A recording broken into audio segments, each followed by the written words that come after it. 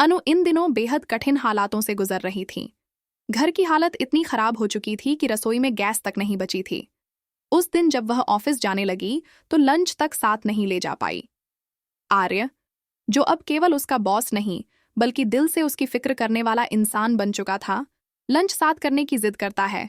लेकिन अनु साफ मना कर देती है और कहती है कि आप बाहर से ऑर्डर कर लीजिए, मैं जा रही हूँ। आर्य को भले ही अनु की बात अजीब लगती है, मगर जैसे ही वह टिफिन खोलता है और उसमें कुछ नहीं पाता, उसका दिल बैठ जाता है। तभी उसे एहसास होता है कि अनु की मुस्कान के पीछे बहुत गहरा दर्द छुपा है, एक ऐसी तकलीफ जो अब उससे छुपी नहीं रह पाती। उधर अनु के पिता, जो पहले ही अपनी दुकान गिरवी रख चुके थे, थोड़ी मदद की उम्मीद में उसी दुकान पर जाते हैं, लेकिन वहां उनका सामना बदतमीजी से होता है। दुकान का मालिक उन्हें ताने देता है, उनकी बेटी की शादी विपिन से करवाने की सलाह देता है और अंत में उन्हें जोर का धक्का देकर गिरा देता है। उनके चश्मे के साथ साथ आत्मसम्मान भी टूट जाता है और उन्हें गंभीर चोट लगती है।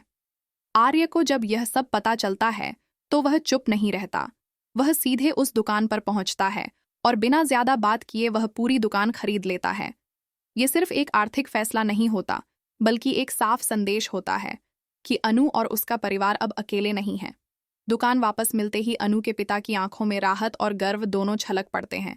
वहीं दूसरी तरफ वो लोग जो अनु और उसके परिवार को नीचा दिखा रहे थे, जैसे वो दुकानदार और विपिन के पिता, सबके होश उड़ जाते हैं। आर्य का यह कदम सबको चौंका देता है, लेकिन अनु की माँ, जो अब तक विपिन से शादी को ही समाधान मान रही थीं, वो भी अब सब कुछ देख समझ जाती हैं। हालांकि अनु अभी भी इस उलझन में है कि उसका दिल आर्य से जुड़ा है, मगर हालात ने उसे मजबूर कर रखा था विपिन से शादी के लिए हाँ कहने को। लेकिन अब जब आर्य ने उसके लिए इतना कुछ कर दिया है, तो शायद किस्मत उन्हें वही इंसान लौटा रही है जिससे वह सच में प्यार करती है।